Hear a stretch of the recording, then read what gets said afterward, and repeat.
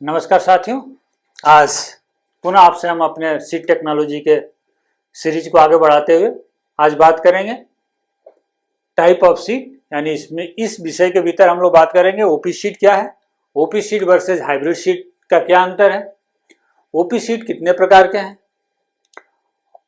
Nuclear seed क्या होता है, ब्रीडर सीड क्या होता है, फाउंडेशन सीड क्या होता है और सर्टिफाइड सीड क्या होता है, टीएल यानी ट्रूथफुल लेवल सीड क्या होता है।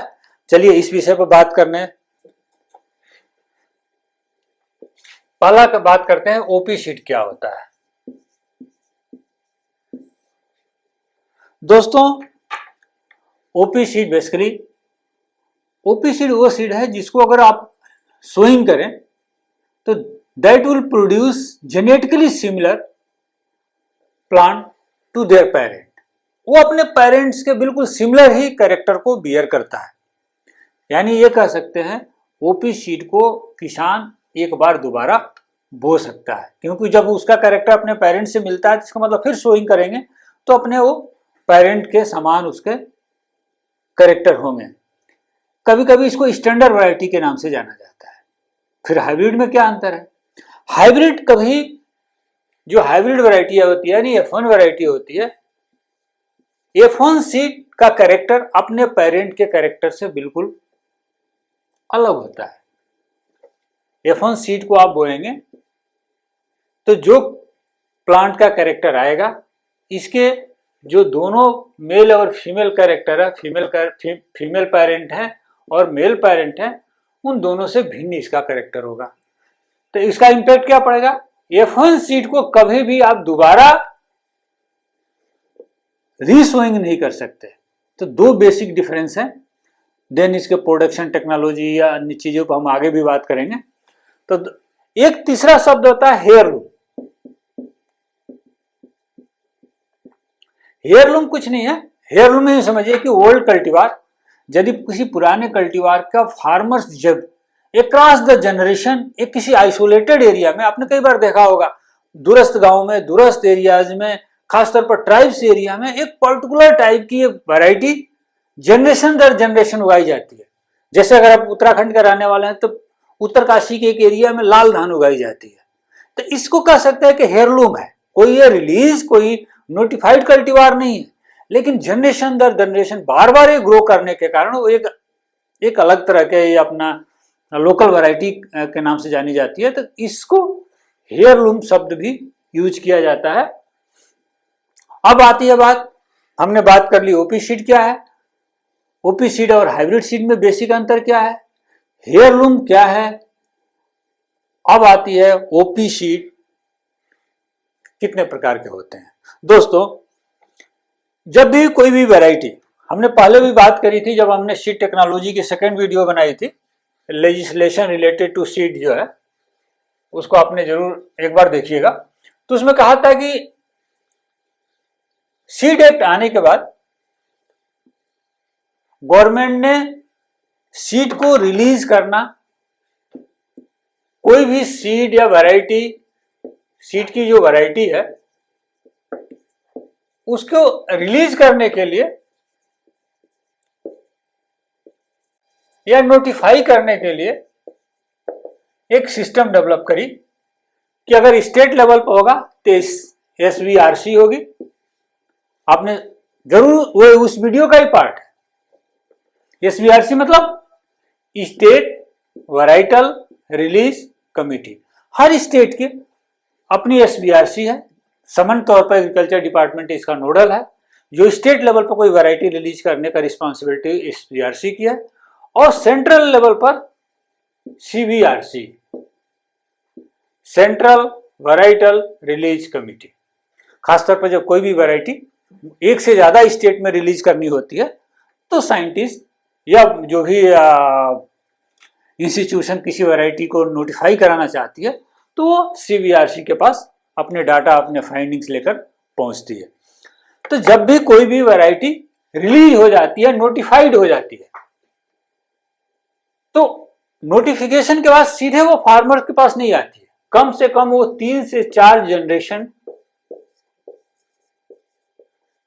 4 जनरेशन का प्रोडक्शन होता है और वो अपने थर्ड या फोर्थ जनरेशन में फार्मर्स के लिए कमर्शियल कल्टीवेशन तक आती है। उस जनरेशन में पहला जनरेशन है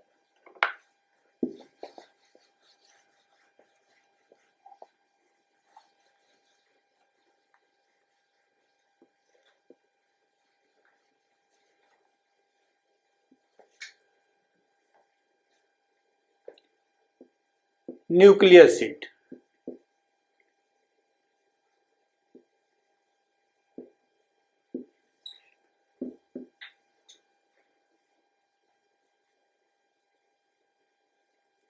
न्यूक्लियर सीड। अब बात आती है न्यूक्लियर सीड क्या है। जब कोई ओरिजिनेटिंग प्लांट ब्रीडर अपने उस सेलेक्टेड प्लांट से सीड इकट्ठा करता है, उस सेलेक्टेड मतलब जो वैरायटी वो डेवलप करता है, उस वैरायटी की जो सेलेक्टेड प्लांट है उससे जो पहला सीड डेवलप इकट्ठा करता है उसको कहते हैं न्यूक्लियर सीड। तो यानी कह सकते हैं इसका जो प्रोडक्शन करता है वो कौन करता है, ओरिजिनेटिंग प्लांट ब्रीडर करता है। और ये उस ओरिजिनेटिंग प्लांट ब्रीडर द्वारा फर्स्ट प्लांट का ये सीड है। तो इस सीड की विशेषता क्या हो सकती है, ये genetically and physically pure level पर हाईली प्योर सीड है, या कह सकते हैं 100% जेनेटिक एंड फिजिकल प्योरिटी है इसकी। क्या इस सीड की सर्टिफिकेशन की आवश्यकता है? मैंने कहा ना कि जब भी कोई सीड रिलीज होती है और जब भी मल्टीप्लिकेशन में आती है तो सीड एक्ट के भीतर सर्टिफिकेशन की भी व्यवस्था रखी गई। सर्टिफिकेशन कौन करता है? पुनः लेजिस्लेशन में आपको जाइए और एक बार जरूर मैं लिंक शेयर करूंगा, उसको देखिएगा। रिलीज तो एसवीआरसी और एसवीआरसी करती है, सीवीआरसी करती है, लेकिन सर्टिफिकेशन करती है स्टेट सीड सर्टिफिकेशन एजेंसी। लगभग देश के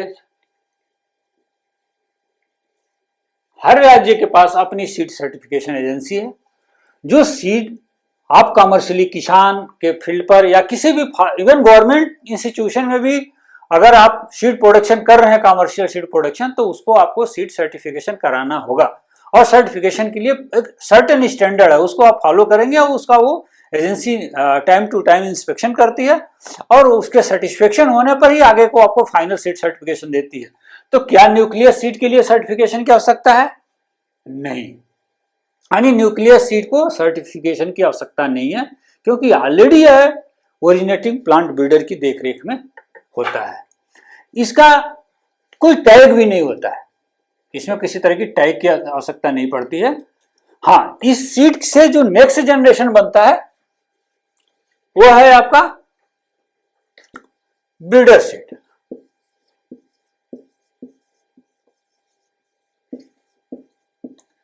यानी ये क्या हुआ, न्यूक्लियर सीड का अगला संतति है, अगला जनरेशन है। तो it is A next generation of nuclear seed. और इसका सुपरविजन कौन करता है? इसका सुपरविजन करता है या तो ओरिजिनेटिंग प्लांट ब्रीडर करता है या कोई अन्य स्पॉन्सर्ड प्लांट ब्रीडर करता है। अच्छा, एक चीज और देखिएगा, न्यूक्लियस और ब्रीडर सीड का प्रोडक्शन कौन ऑर्गेनाइजेशन करता है? जनरली ये साइंटिफिक इंस्टीट्यूशन करते हैं। साइंटिफिक इंस्टीट्यूशन का मतलब आईसीआर का कोई रिसर्च स्टेशन होगा, स्टेट एग्रीकल्चर यूनिवर्सिटीज होंगी, या अन्य रिसर्च स्टेशन हो सकते हैं, या प्राइवेट कोई रिसर्च ऑर्गेनाइजेशन होगा जो इस काम को कर रहा होगा सीड वैरायटी डेवलपमेंट का। तो generally nuclear seed and breeder seed का प्रोडक्शन साइंटिफिक इंस्टीट्यूशन करते हैं, यह कर सकते हैं मेन R&D एजेंसी करती है। अब हम ब्रीडर सीड की बात कर रहे थे, तो ब्रीडर सीड का सुपरविजन एंड प्रोडक्शन इस ब्रीडर करता है। इसकी भी अगर देखें तो जेनेटिक और फिजिकल प्योरिटी बहुत हाई लेवल की होती है, लेकिन यहां पर टैग की आवश्यकता पड़ती है। यहां पर टैग कौन सी होती है?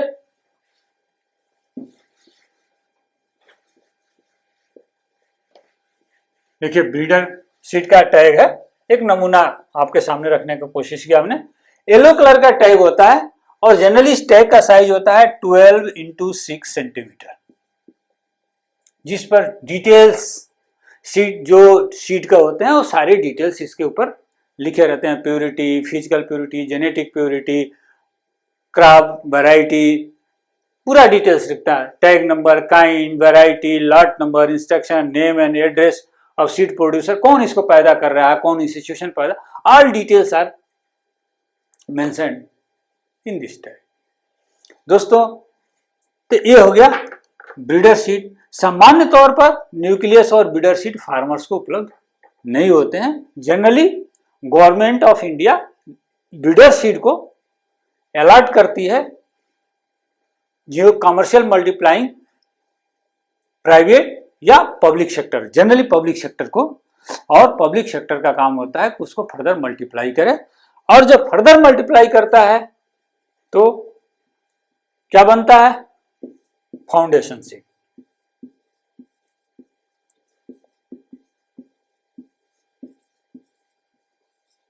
यानी फाउंडेशन सीड किसकी जनरेशन है, किसकी संतत है, यह है ब्रीडर सीड की। तो कह सकते हैं ना, foundation seed the progeny of breeder seed. और यह जो है इसका सुपरविजन कौन करता है, कि यह जो फाउंडेशन, यहां तक तो सुपरविजन ब्रीडर कर रहा था, इसका सुपरविजन ब्रीडर नहीं करता। इसका सुपरविजन, इसका अप्रूवल करती है सीड सर्टिफिकेशन एजेंसी, जो हमने अभी ऊपर बात करी थी,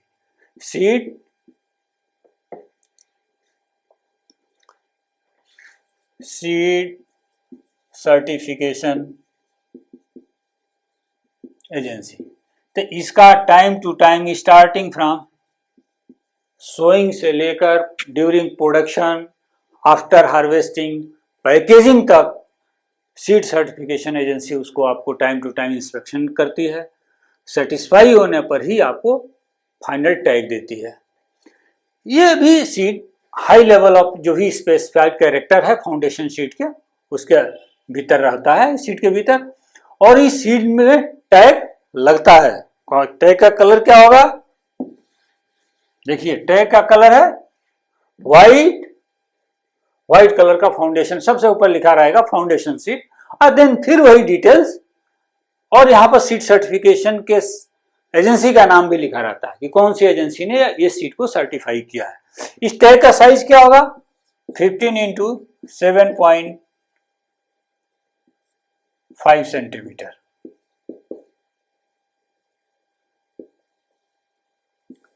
क्लियर। तो बेसिक आप डिफरेंस देखिए, आप समझ गए, nucleus seed, breeder seed, foundation seed. तो सर्टिफिकेशन एजेंसी का रोल स्टार्ट होता है फाउंडेशन सीड से। यहां भी हाई लेवल की प्योरिटी है क्योंकि इसका प्रॉपर सर्टिफिकेशन किया जाता है। नेक्स्ट जनरेशन क्या है, नेक्स्ट जनरेशन है फाउंडेशन सीड से बनता है, मिटाना ही पड़ेगा। न्यूक्लियस की बात हो गई, ब्रीडर की बात हो गई, फाउंडेशन की बात हो गई।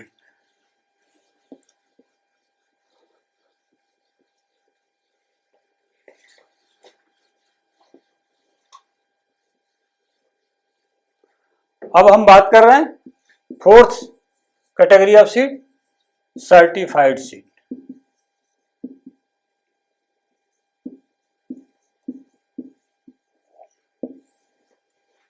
दोस्तों, सर्टिफाइड सीड का सोर्स क्या होगा, ये किससे बनती है, ये किसकी प्रोजनी है, आप बताओ। बिल्कुल सही, यह जो है फाउंडेशन सीड की प्रोजनी है, यह फाउंडेशन सीड की प्रोजनी है। लेकिन ये कभी कभी सर्टिफाइड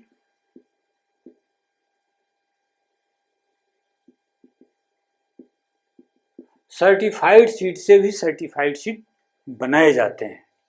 तो कह सकते हैं ना, अगर आपके एग्जाम में क्वेश्चन आए कि certified seed is the progeny of foundation seed only, तो आपको सोचना होगा ओनली लगी हुई है, ये सर्टिफाइड सीड के भी प्रोजनी हो सकती है। लेकिन एक शर्त है, फाउंडेशन सीड, कई बार फाउंडेशन सीड भी हमने ऊपर जो बात करी ना, F1 फाउंडेशन फर्स्ट और फाउंडेशन F1 नहीं, फाउंडेशन फर्स्ट अब फाउंडेशन सेकंड भी होता है, मतलब फाउंडेशन सेकंड सीड का सेकंड जनरेशन।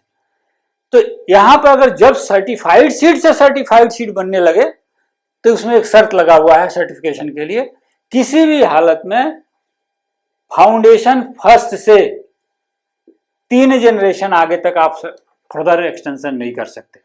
यानी आपने फाउंडेशन फर्स्ट यूज किया है तो 3 बार आप तीसरा जनरेशन तक ले जा सकते हैं, यानी 2 सोइंग और कर सकते हैं। फाउंडेशन सेकेंड यूज किया है तो आप क्या यूज कितने बार कर सकते हैं? 2 जनरेशन, मतलब फाउंडेशन सेकेंड बोएंगे फिर 2 और सोइंग कर सकते हैं। अगर आपने फाउंडेशन फर्स्ट बोया है तो आप तीसरे जनरेशन तक जा सकते हैं। तो मैक्सिमम 3 जनरेशन तक ही कर सकते हैं, ये ध्यान रखने वाली होगी। इसको भी कौन करता है? Supervise and monitor. इसको भी सीड सर्टिफिकेशन एजेंसी ही सर्टिफाई करती है और इसका मॉनिटरिंग करती है तो जब सीड सर्टिफिकेशन एजेंसी सर्टिफाई और मॉनिटरिंग करती है, अप्रूवल देती है, तो इसका मतलब टैग वही इश्यू करती है। इसमें भी हाई लेवल ऑफ जो स्पेसिफाइड कैरेक्टर है जो एक सर्टिफाइड सीड में होना चाहिए एज पर सीड एक्ट, वो होता है। इस सीड का टैग क्या है? एक चीज मैंने आपको बताना चाह रहा हूं था, पहले मुझे याद नहीं आया।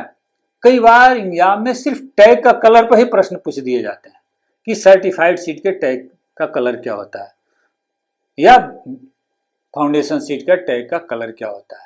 कलर तो ये सारे कुछ बेस, या सर्टिफाइड सीड किसकी प्रोजनी है, फाउंडेशन सीड किसकी प्रोजनी है, फाउंडेशन सीड का क्या सर्टिफिकेशन की आवश्यकता पड़ती है नहीं पड़ती है, ब्रीडर सीड की सर्टिफिकेशन की आवश्यकता पड़ती है नहीं, ये सारे इसमें क्वेश्चन छुपे हुए हैं। बात आई सर्टिफाइड सीड की टैग की, तो इसका टैग का कलर क्या होगा? ब्लू कलर का टैग होगा, सारे डिटेल वही होंगे। और टैग का साइज क्या होगा? बिल्कुल 15 इंटू 7.5 सेंटीमीटर, ये टैग का साइज होगा। दोस्तों ये सर्टिफाइड सीड की एक समरी आपके सामने मैंने रखी। जो 4 कैटेगरी ऑफ सीड है, ये मुख्य रूप से यही आपके मार्केट में उपलब्ध होते हैं, जिसका सर्टिफिकेशन और जिसकी प्रॉपर एक चैनल है। लेकिन एक 5वीं कैटेगरी नॉन सर्टिफाइड सीड की आती है। कभी कभी मार्केट में आप देखोगे टीएल सीड, वो नॉन सर्टिफाइड सीड है, इसका सर्टिफिकेशन नहीं होता है, कोई इसको सर्टिफिकेशन एजेंसी आपको सर्टिफाई नहीं करेगी। TL seed, truth fully labelled seed,